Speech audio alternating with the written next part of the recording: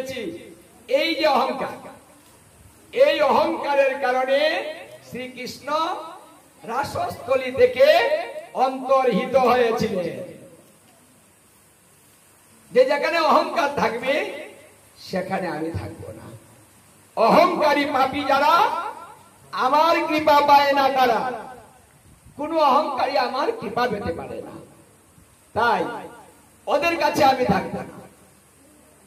তাই তিনি রাসস্থলী থেকে অন্তর্হিত হয়ে গেলেন। মানে কৃষ্ণ হঠাৎ করে নেই, কৃষ্ণ হারিয়ে গেল। কুকুরে দেখছে ব্যাপারটা কি, এই মাত্রই তো কৃষ্ণের সাথে আমরা নৃত্য করছিলাম, হাত ধরেছিলাম, হঠাৎ করে কি হলো, কোথায় গেল? কিন্তু না, এই যে গেল গেল গেলই,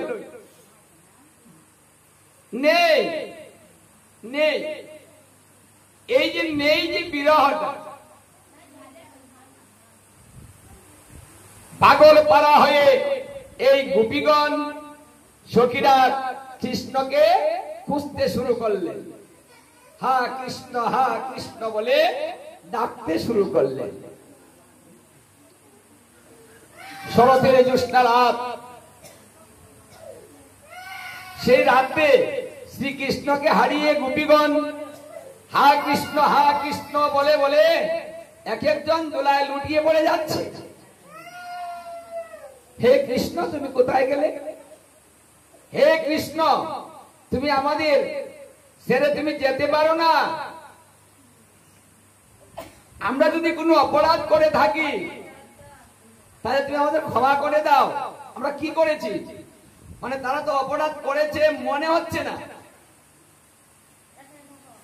অহংকার যে করেছে সেটাই অপরাধ হবে, আর তার কারণে কৃষ্ণ চলে যাবে, এটা কিন্তু গোপীদের মনে আসছে না। বলছে আমরা জেনে কোনো অপরাধ তোমার কাছে করিনি, তাহলে তুমি কেন আমাদের ছেড়ে চলে গেলে? দেখুন, রাধা বিনোদ গোস্বামী পাদ অদ্বৈত বংশোদ্ভূত, তিনি শ্রীমদ ভাগবত, যে ভাগবত 22টা খণ্ডে বিভক্ত, তিনি সেটা লিপিবদ্ধ করতেছিলেন। তিনি যখন এই রাস পঞ্চ অধ্যায়ে প্রবেশ করলেন, যখন গোপীরা কৃষ্ণকে হারা হয়েছে, এই বিরহটা রাধা বিনোদ গোস্বামী পর্যন্ত সহ্য করতে পারেননি। উনি গ্রন্থ লিপিবদ্ধ করছেন, আর সেই বিরহের মধ্যে পড়ে তিনি নিজেই দেহ ত্যাগ করেছেন। মানে কৃষ্ণকে যারা ভালোবাসে তার বিরহটা তারা সহ্য করতে পারে না। রাধা বিনোদ গোস্বামী কেমন ভালোবাসতেন যে রাস পঞ্চ অধ্যায়ে গিয়ে তিনি শেষ করতে পারেননি।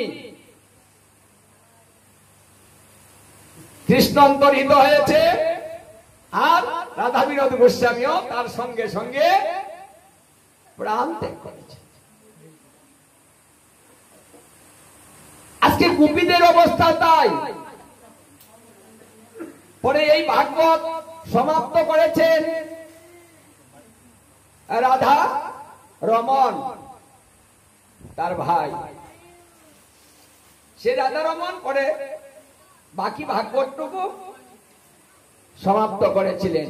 যে ভাগবত বৃহৎ ভাগবত এবং সবার চাইতে শ্রেষ্ঠ রাধা বিনোদ গোস্বামীর ভাগবত, যে ভাগবত পড়লে আর কোন গ্রন্থের প্রয়োজন হয় না। 22টা খণ্ডে বিভক্ত, একটা করে জীবনে শেষ করতে পারবেন না।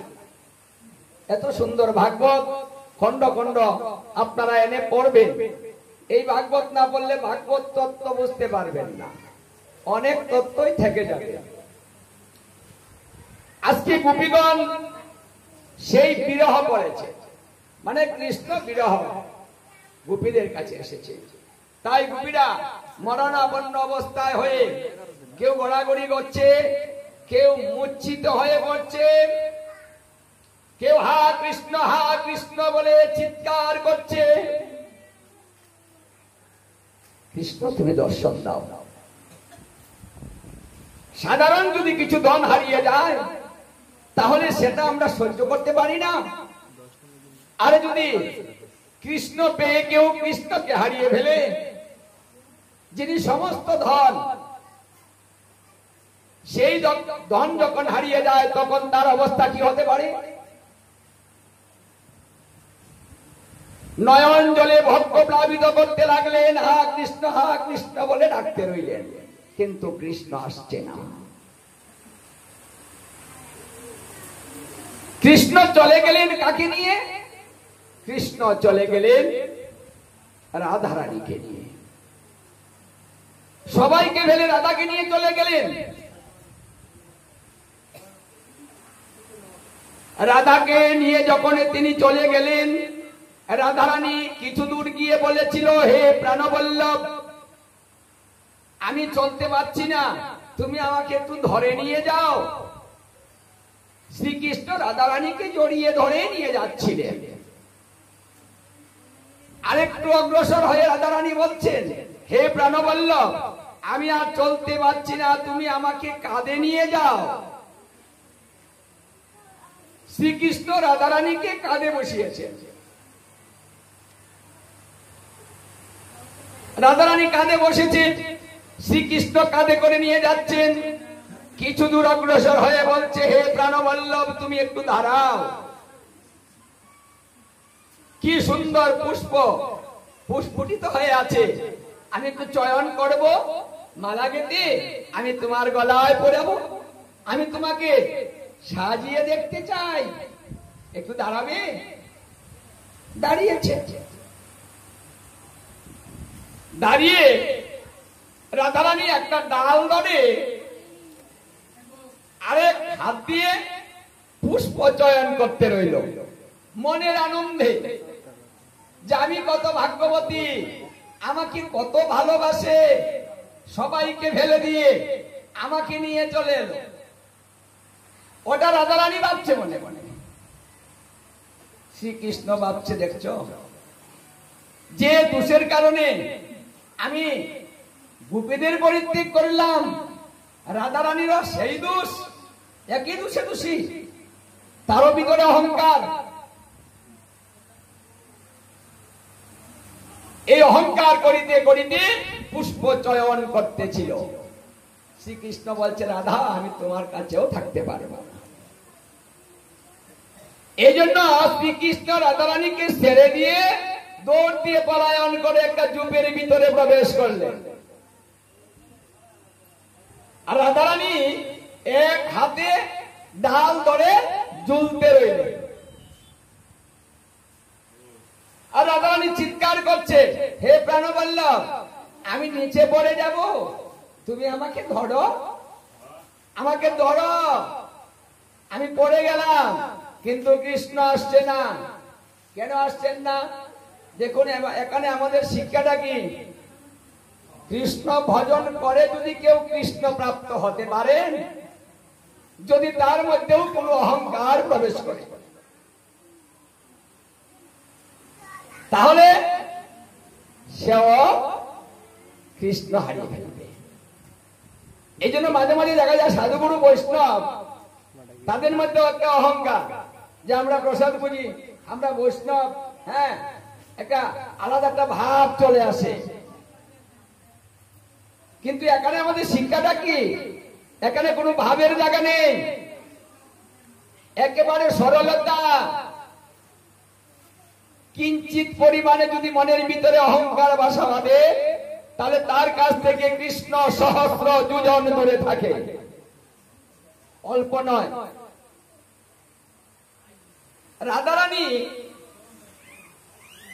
লাদিনী শক্তি, গোপীগণ তার অন্তরঙ্গা ভক্ত, তাদেরকে যদি একটু অহংকারের কারণে, একটু অহংকার, বেশি করে নিত, আমি কৃষ্ণ পেয়েছি, আমার একটা অহংকার, আমি কৃষ্ণ পেয়েছি, সেই অহংকারটুকু করেছিল, আর সেইটুকুর কারণে তাদেরকে কৃষ্ণ ত্যাগ করে চলে গেল। রাধারানী কৃষ্ণ এক, শক্তিটা আলাদা রাধারানী, তাহলে রাধারানী একটু অহংকার করেছে যে সবার চাইতে আমাকে বেশি ভালোবাসে, তাই আমাকে নিয়ে চলে এলো সবাইকে ফেলে দিয়ে। বেশি কিছু করেনি, অল্পই করেছে। এই কারণে কৃষ্ণ তাকে ছেড়ে দিয়েও চলে গেল। যেখানে অহংকার থাকবে সেখানে আমি থাকবো না। দেখুন এখানে ভক্তদের কিন্তু এটা শিক্ষা যে অহংকার কখনো ভজন হয় না, অহংকার কখনো ভগবানের কৃপা পায় না, অহংকারীর কাছে কখনো ভগবানের কোনো কিছুই পৌঁছায় না। রাধারানী চিৎকার করিতে করিতে যখন কৃষ্ণ আসে না, তখন রাধারানী হঠাৎ করে 16 নাম 32 অক্ষর উচ্চারণ করতে রইল। হরে কৃষ্ণ কৃষ্ণ কৃষ্ণ হরে হরে, হরে রাম রাম রাম হরে হরে। রাধারানী এই কথাটা উচ্চারণ করেছে, আর এই শব্দটা উচ্চারণ করার সঙ্গে সঙ্গে শ্রীকৃষ্ণ দৌড়ে এসে রাধারানীকে জড়িয়ে ধরেছে। রাধে, এই নামটা তুমি আবার বলো তো।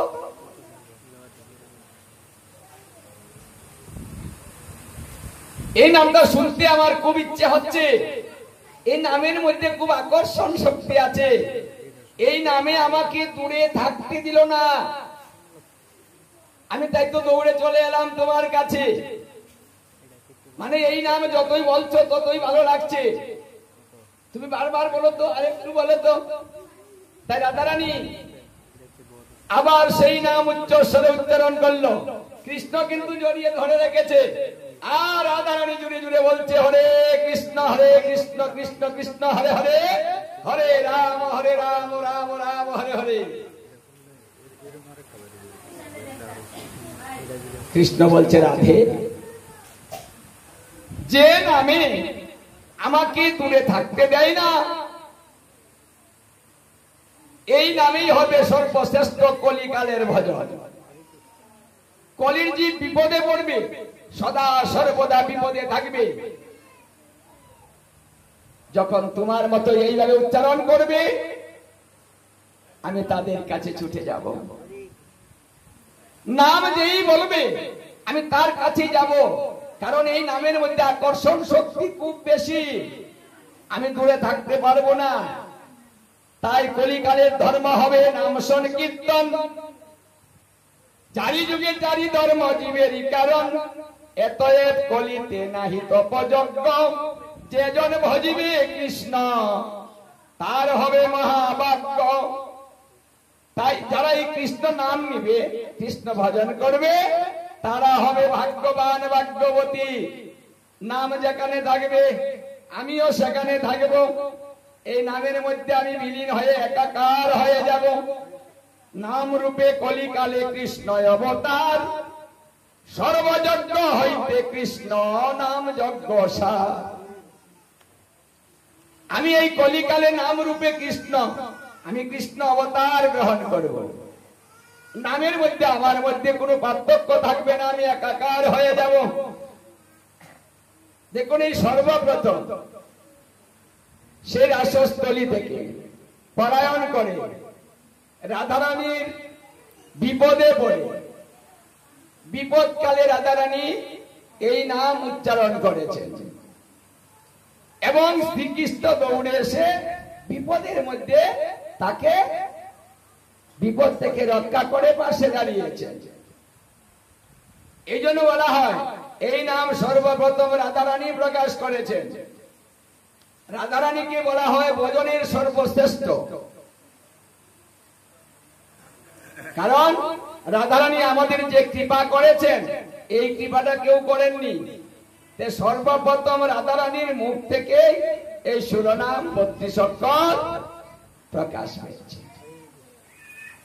আজকে আমরা যে ভজনটা পেয়েছি রাধারানীর কৃপা, আমরা যে বৃন্দাবনটা পেয়েছি রাধারানীর কৃপা, আজকে যে গীতা ভাগবত শ্রবণের সুযোগ পেয়েছি, সেটাও রাধারানীর কৃপা। এই জন্য বৃন্দাবনে যারা থাকেন, বৃন্দাবনে যারা ভজন করেন, যারা বৃন্দাবনের ভাবধারায় চলেন, তারা সদা সর্বদা রাধা নাম বেশি উচ্চারণ করেন। কারণ রাধা নামের মধ্যে কৃষ্ণ বাধা, মানে রাধা যদি কেউ বলে তাহলে কৃষ্ণ দূরে থাকতে পারে না। রাধার মধ্যে বাধা, এই জন্য রাধা রাধা একবার রাধা বলবেন, 100 বার কৃষ্ণ বলবেন। একবার রাধা সমান, মানে 100 বার কৃষ্ণের চাইতে একবার রাধা উচ্চারণ 100। তাহলে 100-র মধ্যে আমরা কলিজীব সস্তা জিনিস খুঁজি না, কি সস্তা জিনিস খুঁজেন না? সে যদি 100 বারের চাইতে একবার একটা সমান হয়ে যায়, তাহলে কোনটা ভালো? এই জন্য বৃন্দাবনে গিয়ে দেখুন, কৃষ্ণ নাম বেশি নাই, শুধু রাধা নাম নেই। আপনি কোনো অটোতে উঠবেন, টোটোতে উঠবেন, কোনো রিস্কায় উঠবেন, বেনে উঠবেন, যেখানেই উঠবেন, আমাদের দেশের মতো ওরা বেল বাজায় না। তো কি করে? রাধে রাধে রাধে রাধে রাধে রাধে রাধে রাধে রাধে, মানে সদা সর্বদা রাধা রাধা বলিতে বলিতে রাস্তা দিয়ে যাচ্ছে। মানে বৃন্দাবনের ভজনটাই হচ্ছে রাধা। যদি কৃষ্ণ পেতে চান, কৃষ্ণ কৃপা চান, তাহলে রাধা নাম উচ্চারণ করতে হবে বেশি বেশি। কি গেলে হবে কেমনে? মাঝে মাঝে একটু ধরতে হবে না? ও আছে আলগাত থাকলে তো হবে না।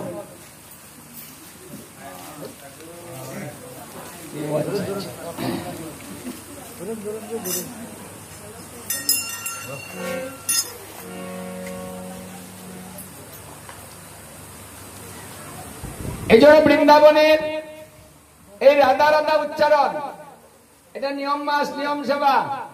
একটু রাধা নাম বেশি বেশি নিবেন। যদি কৃষ্ণ কৃপা পেতে চান, রাধা নাম জপ করুন।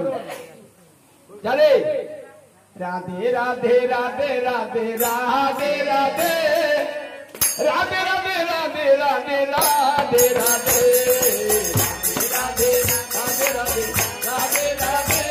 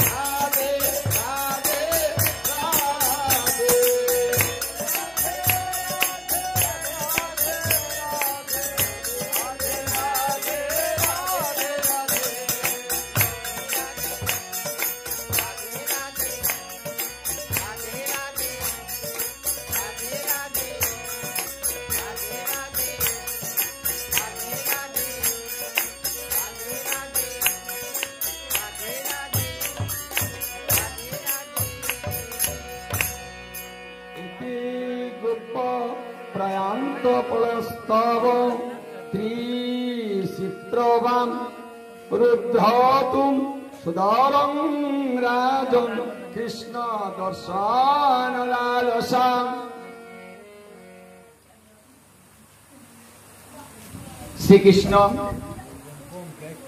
শ্রীকৃষ্ণ যখন চলে গেলেন, কৃষ্ণপ্রিয়া গোপীগণ এইভাবে বিরহ হৃদয়ে শ্রীকৃষ্ণের দর্শন লাভের জন্য একান্ত উৎসুক হয়ে বৈচিত্র্যময় শব্দ বন্দে ভাবে ভাষায় ছন্দে মানে অনেক ভাবে শ্রীকৃষ্ণকে ডাকতে শুরু করলেন।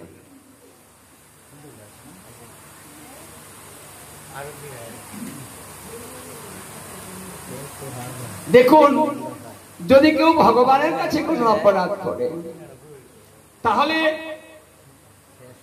সেই অপরাধ খণ্ডন করার জন্য কিন্তু অন্য কোনো প্রায়শ্চিত্ত করলে হবে না। ভগবানের কাছে কোনো অপরাধ করলে সেটা ভগবানের নাম নিলেই সেই অপরাধ খণ্ডন হয়। শুধু তাকেই ডাকতে হবে, তার কাছেই বলতে হবে, অন্য কোনো বিচার, অন্য কোনো বিধান, অন্য কোনো প্রায়শ্চিত্ত তার কোনো প্রয়োজন নেই। এই জন্য গোপীগণ কি করছেন, বিভিন্ন ভাষায় বিভিন্ন ভাবে কৃষ্ণকে ডাকছেন।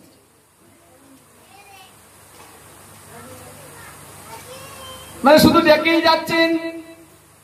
ভাগবত বলছে কোন কোন গোপীগণ অচেতন হয়ে পড়ে আছে, আর বলেছে কোন কোন তারা পৃথিবী থেকেই চলে গিয়েছে। মানে এইভাবে মরণাপন্ন অবস্থায় ডাকছিলেন। তাহলে শ্রীকৃষ্ণ ভক্তের ডাকে সাড়া না দিয়ে থাকতে পারেন না। এখানে আশান্বিত থাকতে হবে আমাদের। এইটা যা আপনি পাবেন এটা দৃঢ় বিশ্বাস করুন। ভগবান কিন্তু আমার কাছে আসবে, আপনার কাছে আসবে, কিন্তু ধৈর্য ধরুন, ডাকতে থাকুন। যখন তার কৃপা হবে তখনই সে চলে আসবে। গোপীরা কিন্তু ডাকতেই রইল, ডাকতেই রইল, ডাকা কিন্তু বাদ দেয়নি। কিন্তু শ্রীকৃষ্ণ তাদের ডাকে সাড়া না দিয়ে থাকতে পারলেন না। এই জন্য পুনরায় কি করলেন, তিনি পুনরায় ফিরে এলেন সখীদের কাছে, যে না, ওরা ভুল করেছে, অহংকার করেছে, কিন্তু এই যে অনুশোচনা, আর আমাকে ডাকছে কাতর হয়ে, কাঁদছে, এখন আমি আর দূরে থাকতে পারি না। যার জন্য আবার শ্রীকৃষ্ণ রাধারানীকে নিয়ে সেই রাসস্থলীতে প্রবেশ করলেন, আবার দর্শন দিলেন। আবার যখন দর্শন দিলেন তখন তাদের মনটা আনন্দে ভরে গেল। মানে হারানো ধন আবার পেয়েছে তো, সকলের মনে আনন্দ ভরে গিয়েছে। শ্রীকৃষ্ণ বলছে, তোমরা অহংকার করেছিলে কেন? যদি কেউ আমাকে পেয়ে থাকে তাহলে তার অহংকার করা যাবে না যে আমি পেয়েছি। মানে এই কথাটাও বলা যাবে না যে আমি কৃষ্ণ পেয়েছি, মানে আমি খুব ভালো, এই কথাটা বলা যাবে না। অহংকার যেখানে থাকবে সেখানে আমি থাকবো না। তাই কোনোদিন তোমরা এই অহংকারটুকু আর করবে না। যার জন্য আবার তারা বুঝতে পারলো যে কোনোদিনও অহংকার করা যাবে না। গোপীরা কিন্তু পরে আর কোনো অহংকার করেনি, নিবেদিত প্রাণ করে তার ইচ্ছায় আবার পুনরায় নৃত্য করতে শুরু করলেন। পুনরায় যে নৃত্যটা ছিল আগে, সেই নৃত্যটা আবার শুরু হয়েছে। আমি এই 3টা অধ্যায় শেষ করি।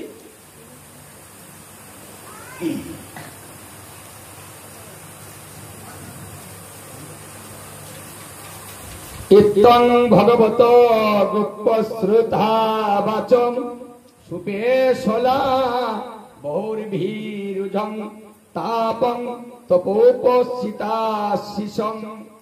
সুখদেব বললেন, হে রাজন, ভগবানের এই প্রেমপূর্ণ নিজ সীতা কুচক মধুময় বাক্য শ্রবণ করে গোপীদের হৃদয়ে বিরহীজনিত তাপের ক্লেশ মাত্র অবশিষ্ট রইল না। মানে ভগবান যখন দেখা দিয়ে তাদের সাথে বাক্য আলাপ শুরু করলেন, বোঝাতে লাগলেন, তখন তাদের যে মনে কষ্টটা ছিল সেই কষ্টটা আর তাদের রইল না।